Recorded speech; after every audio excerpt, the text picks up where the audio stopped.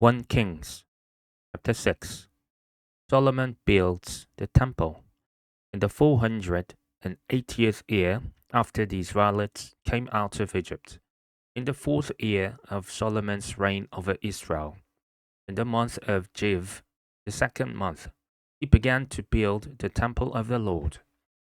The temple that King Solomon built for the Lord was 60 cubits long, 20 wide, and 30 high.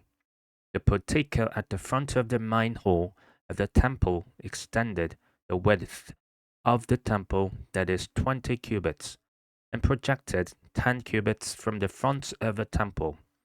He made narrow windows high up in the temple walls. Against the walls of the main hall and inner sanctuary, he built a structure round the building in which there were side rooms.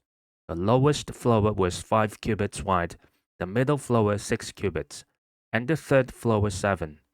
He made offset ledges around the outside of the temple so that nothing would be inserted into the temple walls.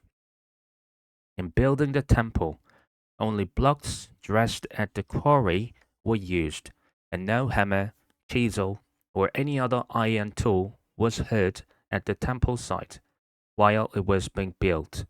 The entrance to the lowest floor was on the south side of the temple. The stairway led up to the middle level, and from there to the third. So he built the temple and completed it, roofing it with beams and cedar planks. And he built the side rooms all along the temple. The height of each was 5 cubits, and they were attached to the temple by beams of cedar. The word of the Lord came to Solomon. As for this temple you are building, if you follow my decrees, observe my laws, and keep all my commands, and obey them, I will fully through you the promise I gave to David your father. I will fulfill through you the promise I gave to David your father, and I will live among the Israelites and will not abandon my people Israel. So Solomon built the temple and completed it. He lined its interior walls with cedar boards, paneling them from the floor of the temple to the ceiling, and covered the floor of the temple with planks of juniper. He partitioned off 20 cubits at the rear of the temple with cedar boards from floor to ceiling to form within the temple an inner sanctuary, the most holy place. The main hall in front of this room was 40 cubits long. The inside of the temple was cedar, carved with gold and open flowers. Everything was cedar, no stone was to be seen. He prepared the inner sanctuary within the temple to set the ark of the covenant of the Lord there. The inner sanctuary was 20 cubits long, 20 wide, and 20 high. He overlaid the inside with pure gold, and he also overlaid the altar of cedar. Solomon covered the inside of the temple with pure gold, and he extended gold chains across the front of the inner sanctuary, which was overlaid with gold. So he overlaid the whole interior with gold. He also overlaid with gold the altar that belonged to the inner sanctuary. For the inner sanctuary, he made a pair of cherubim out of olive wood, each 10 cubits high. One wing of the first cherub was 5 cubits long, and the other wing 5 cubits, 10 cubits from wing tip to wing tip. The second cherub also measured 10 cubits, for the two cherubim were identical in size and shape. The height of each cherub was 10 cubits. He placed the cherubim inside the innermost room of the temple, with their wings spread out. The wing of one cherub touched one wall, while the wing of the other touched the other wall, and their wings touched each other in the middle of the room. He overlaid the cherubim with gold. On the walls all around the temple, in both the inner and outer rooms, he carved cherubim, palm trees, and open flowers. He also covered the floors of both the inner and outer rooms of the temple with gold. For the entrance to the inner sanctuary, he made doors out of olive wood that were 1/5 of the width of the sanctuary, and on the two olive wood doors he carved cherubim, palm trees, and open flowers, and overlaid the cherubim and palm trees with hammered gold. In the same way, for the entrance to the main hall, he made door frames out of olive wood that were 1/4 of the width of the hall. He also made two doors out of juniper wood, each having two leaves that turned in sockets. He carved cherubim, palm trees, and open flowers on them, and overlaid them with gold hammered evenly over the carvings. And he built the inner courtyard of 3 courses of dressed stone and 1 course of trimmed cedar beams. The foundation of the temple of the Lord was laid in the 4th year, in the month of Jiv, in the 11th year, in the month of Bul, the 8th month. The temple was finished in all its details according to its specifications. He had spent 7 years building it. 1 Kings chapter 7. Solomon built his palace. It took Solomon 13 years, however, to complete the construction of his palace. He built the palace of the forest of Lebanon, 100 cubits long, 50 wide, and 30 high, with 4 rows of cedar columns supporting trimmed cedar beams. It was roofed with cedar above the beams and rested on the columns, 45 beams, 15 to a row. Its windows were placed high in sets of 3, facing each other. All the doorways had rectangular frames. They were in the front part in sets of 3, facing each other. It made a colonnade 50 cubits long and 30 wide. In front of it was a portico, and in front of that were pillars and an overhanging roof. He built the throne hall, the hall of justice, where he was to judge, and he covered it with cedar from floor to ceiling. And the palace in which he was to live, that farther back, was similar in design. Solomon also made a palace like this hall for Pharaoh's daughter, whom he had married. All these structures, from the outside to the great courtyard, and from foundation to eaves, were made of blocks of high-grade stone cut to size and smoothed on their inner and outer faces. The foundations were laid with large stones of good quality, some measuring 10 cubits and some 8. Above were high-grade stones cut to size and cedar beams.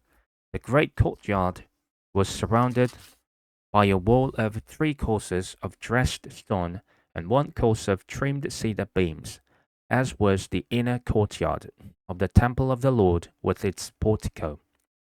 The temple's furnishings King Solomon sent to Tyre and brought Huram, whose mother was a widow from the tribe of Naphtali, and whose father was from Tyre and a skilled craftsman in bronze. Huram was filled with wisdom, with understanding, and with knowledge to do all kinds of bronze work. He came to King Solomon and did all the work assigned to him. He cast 2 bronze pillars, each 18 cubits high and 12 cubits in circumference. He also made 2 capitals of cast bronze to set on the tops of the pillars. Each capital was 5 cubits high. A network of interwoven chains adorned the capitals on top of the pillars, 7 for each capital. He made pomegranates in 2 rows, encircling each network, to decorate the capitals on the top of the pillars. He did the same for each capital. The capitals on top of the pillars in the portico were in the shape of lilies, 4 cubits high. On the capitals of both pillars, above the bowl-shaped part next to the network, were the 200 pomegranates in rows all around. He erected the pillars at the portico of the temple. A pillar to the south he named Jachin, and the one to the north Boaz.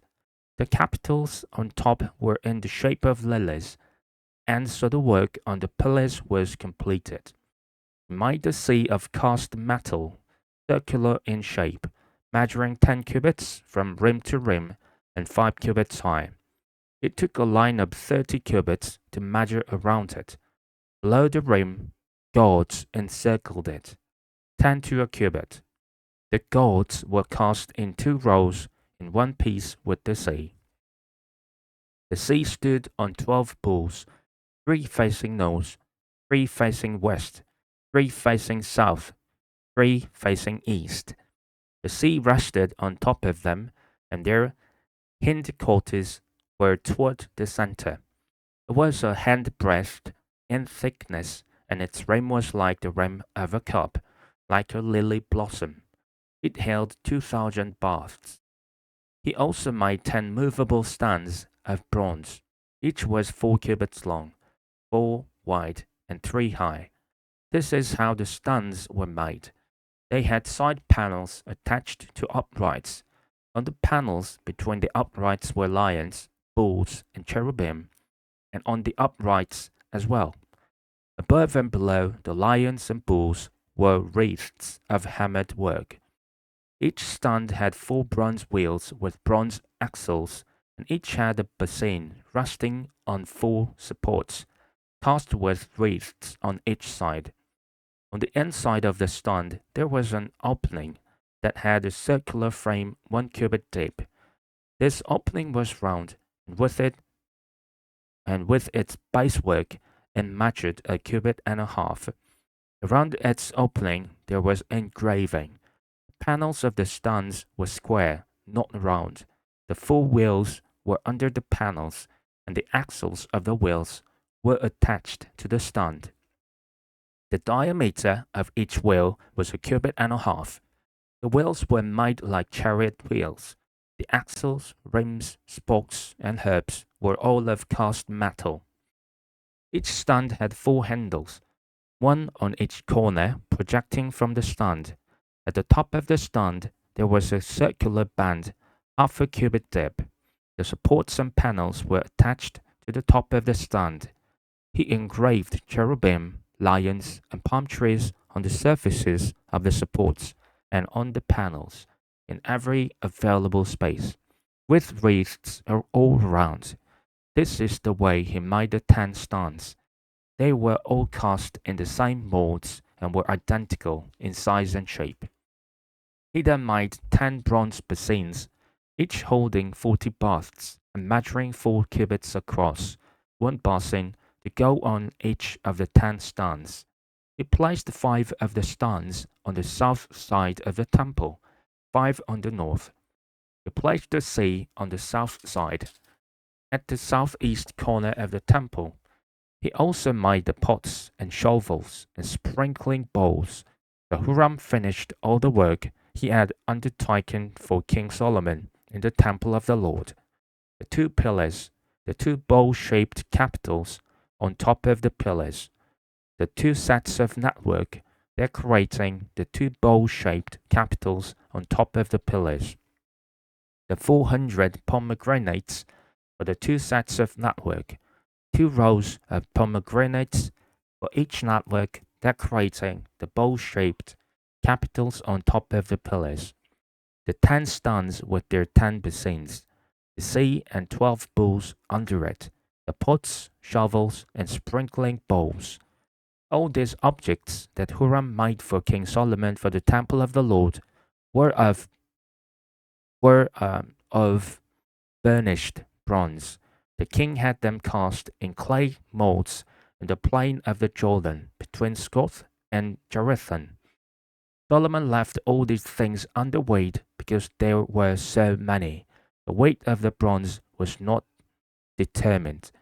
Solomon also made all the furnishings that were in the Lord's temple, the golden altar, the golden table on which was the bread of the presence, the lampstands of pure gold, 5 on the right and 5 on the left, in front of the inner sanctuary, the gold floral work and lamps and tongs, the pure gold basins, wick trimmers, sprinkling bowls, dishes, and censers, and the gold sockets for the doors of the innermost room, the most holy place, and also for the doors of the main hall of the temple.